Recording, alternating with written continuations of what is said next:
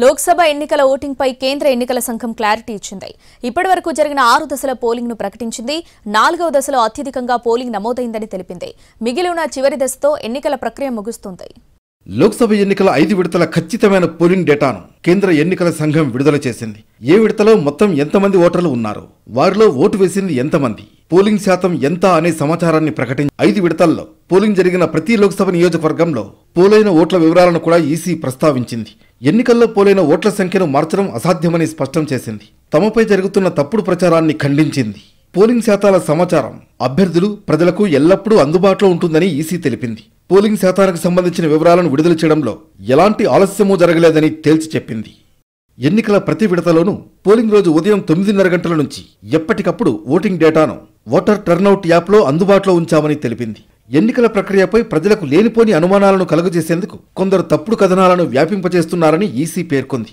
5 విడతల్లో బూత్ల వారీగా పోలింగ్ డేటాను ఈసీ వెబ్సైట్లో అందుబాటులో ఉంచాల్సిందిగా ఈసీని ఆదేశించాలని ఏడీఆర్ దాఖలు పిటిషన్పై 2 రోజుల క్రితం సుప్రీంకోర్టులో విచారణ జరిగింది. అయితే తాము ఈ విషయంలో ఈసీకి ఆదేశాలు ఇవ్వలేమని సుప్రీంకోర్టు స్పష్టం చేసింది.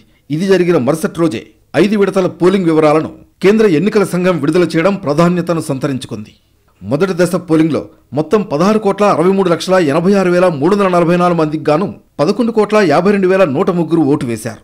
66.14% పోలింగ్ నమోదైంది. రెండో దశ పోలింగ్లో మొత్తం 15,86,45,484 మందికి గాను 10,58,30,572 మంది ఓటు వేశారు. 66.71% పోలింగ్ నమోదైంది.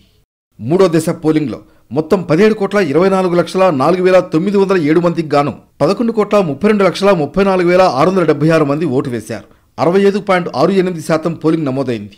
నాలుగో దశ పోలింగ్లో 17,70,75,629 మందికి గాను 12,24,69,319 మంది ఓటు వేశారు. 69.16% పోలింగ్ నమోదైంది. ఐదో దశ పోలింగ్లో 8,95,67,973 మందికి గాను 5,57,10,618 మంది ఓటు వేశారు. 62.2% పోలింగ్ నమోదైంది.